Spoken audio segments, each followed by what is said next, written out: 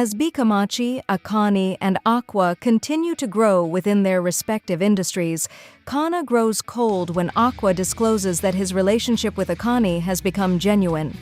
Memcho notices Kana's change in demeanor and asks her about her troubles. Kana confides that Aqua has been avoiding her, then says she wants to respect his relationship with Akane.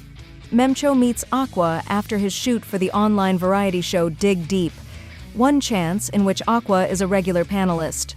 Memcho requests that he treat Kana more fairly, but Aqua rebuffs her, revealing he is keeping his distance from Kana to ensure her safety and avoid a repeat of the circumstances that led to Ai's death.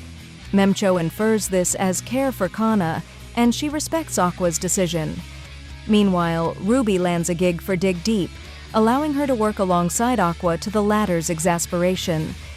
Kaburagi reveals that Ruby approached him with the offer, leaving Aqua stunned with Ruby's sudden, calculated nature.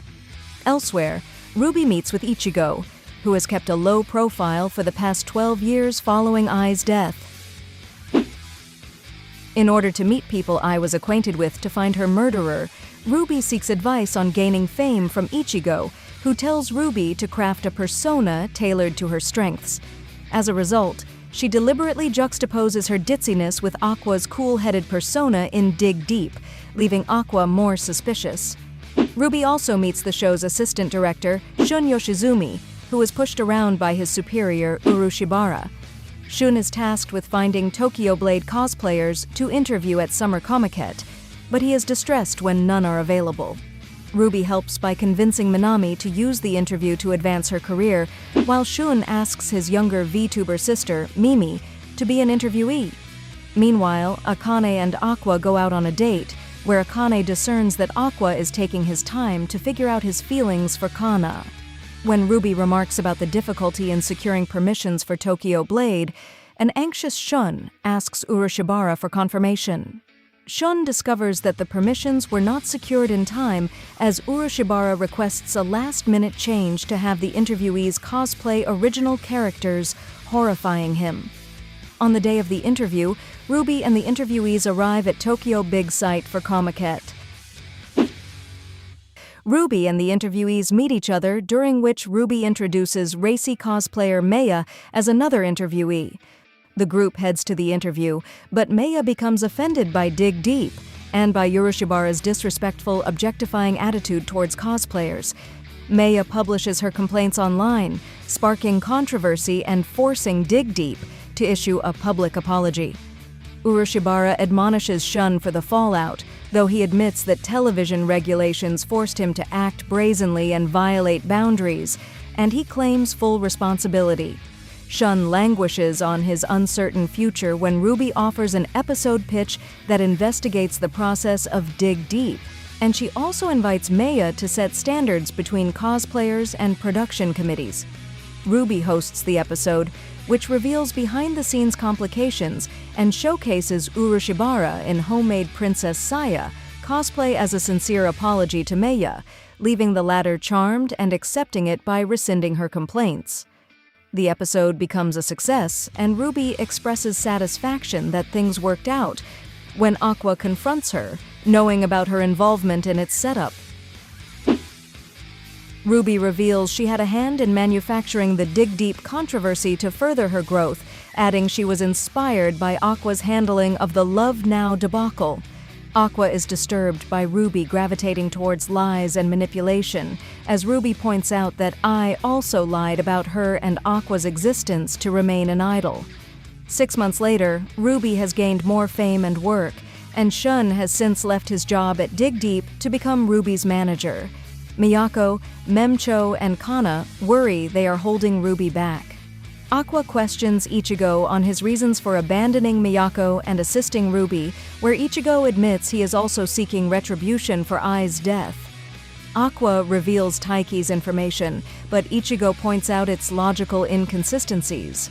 Realizing his quest for revenge is far from over and that he will never gain closure, Aqua suffers an emotional breakdown and unintentionally harms an assisting Kana in a fit of distress, leaving the latter hurt. The next day, Akane celebrates her acting accomplishments when Kindaichi remarks she reminds him of a former Lalali actor. Akane later reviews archived rehearsals and notices that former Lalali actor Hikaru Kamiki resembles Aqua. Akane deduces that Hikaru is the true father of Aqua, Taiki, and Ruby, and the mastermind behind Ai's murder. While investigating, Akane learns that Hikaru conceived Taiki as a preteen and that he would not be jailed for Ai's murder, as he was a minor during the incident.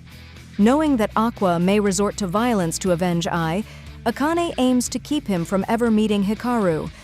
Aqua later asks whether he should live his life free of burden, and Akane reminds him that she will support him. Meanwhile, a depressed Kana ruminates on her worth in the idol industry and her current view of Aqua. When she is invited to meet the esteemed director Masanori Shima, Kana realizes she can return to acting through him, despite his dubious nature, and she establishes a rapport with him. Kana is reminded by Miyako and Shun of the heavy surveillance of idols' movements by paparazzi, especially regarding their interactions with men. Kana accompanies Shima alone to his office to secure a role in his film, but she realizes the gravity of her situation when he seduces her. Although Shima backs off when Kana mentions liking someone, her actions are documented by paparazzi contacted by Kana and Shima's mutual acquaintance. Ruby expresses surprise at the number of idols secretly having boyfriends, and she reflects on the industry's stars concealing their relationships to avoid scandals. Memcho senses Kana's recent turmoil and turns to Aqua for help, pointing out that Kana became an idol thanks to Aqua's support. On her way home, Kana is approached by the paparazzi, who interrogates her about her relationship with Shima, while Miyako receives an email containing files showing Kana with Shima. A distraught Kana runs away, fearing she has endangered Bikamachi with her actions. Kana goes missing, forcing Aqua and Memcho to find her.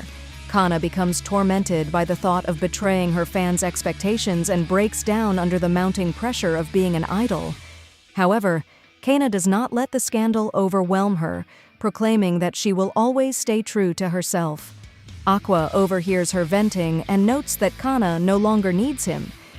Elsewhere, Akane tracks down the location of Hikaru's agency as a hooded figure observes their tracker. Miyako and Bikamachi plan their response to the scandal, as Miyako points out the original target was Shima due to his history of adultery, and comments that a bigger scandal can distract people from Kana's situation. Ruby talks to Aqua about how she will do anything they can to help Kana, whereupon Aqua convinces himself that he can suppress the news of Kana's scandal by trading the story of his and Ruby's parentage, and its leading to Ai's murder to the paparazzi instead. The story becomes national news, stunning Kana, who was expecting to be condemned for her scandal, and appalling Ruby as Aqua had not disclosed his intentions to her.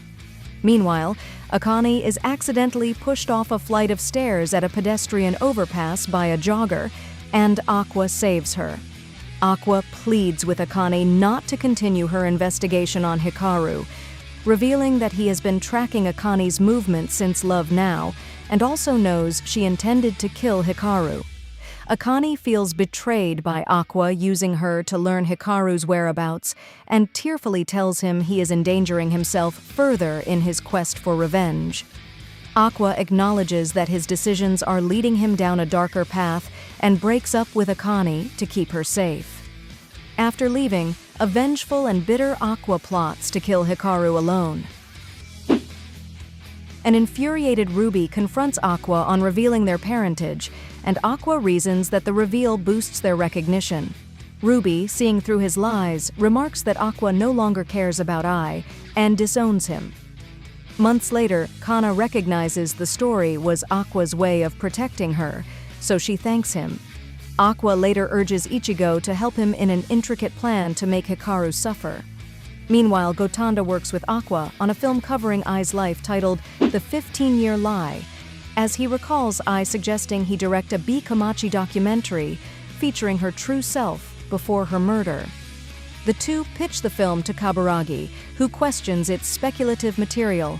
After Aqua insists it is based on Ai's accounts and is created by individuals close to Ai, Kaburagi accepts the role of producer and begins preliminary casting. Kaburagi plans to have rising actress Yura Katayo's star as Ai, while Yura laments to her friend that her fame is being exploited for the film and that she is being cast alongside high schoolers like Ruby. Yura aspires to reach greater heights as an actor, leading her friend, who is revealed to be Hikaru, to murder her during a hiking trip. Hikaru then loudly exclaims to Ai that he has killed another rising star. Despite some setbacks, Gotanda and Kaburagi secure funding for the production of The 15-Year Lie, during which Kaburagi shares Yura's sudden unavailability to star in the film. Kaburagi settles on casting Frill as Ai and expresses hope that the film sparks a social phenomenon. Elsewhere, Aqua opens up to Kana and Emyemcho about his breakup with Akane, remarking that he can focus his mind on getting revenge on Hikaru as he is visited by the white-haired girl at Ai's grave.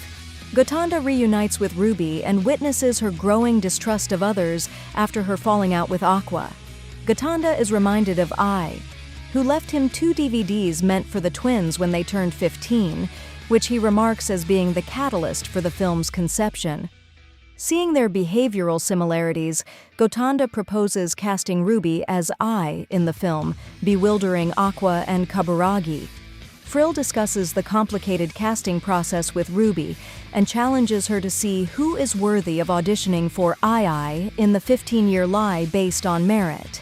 They are joined by Akane, who is also a lead role candidate. Realizing that neither Ruby nor Akane is familiar with the film's plot, Frill asks them to improvise a scene involving lying. Akane ponders Ruby's involvement in the challenge as Frill asks Ruby what lying means to her. After being asked, Ruby wonders if acting makes her a liar, seeing as she has been playing a role her entire life since being reincarnated. Akane deduces the intention behind the audition and suspects Aqua is involved, noting that he has nothing to lose and is willing to use others to achieve his goal. Frill explains Aqua's reasoning for producing the film, after which Ruby volunteers for the role despite having no acting experience and eventually wins it over Akane. While walking home, Akane and Aqua meet for the first time since their breakup, and Akane vows to stop him if he has ulterior motives behind the film. Kana announces her retirement from Bikomachi and returns to acting, telling Aqua she has been offered the role of Nino, the Bikomachi member who hated Ai. Sometime later, Aqua meets the white-haired girl again, who tells him about the finality of death and how his soul is a rare case of being reincarnated into another body. With all pre-production checks cleared, production of The 15-Year Lie is green-lit, as Gotanda and Kaburagi are introduced to Marina Tenduji, Serena's mother, and the film's advertisement personnel. Aqua learns that Marina has given birth to 2 kids after Serena's passing. Ruby becomes increasingly burdened by the film as she recalls her strained relationship with Marina and questions who she is. The white-haired girl then narrates Serena's past, revealing that Marina abandoned her following the discovery of Serena's terminal illness at age 4.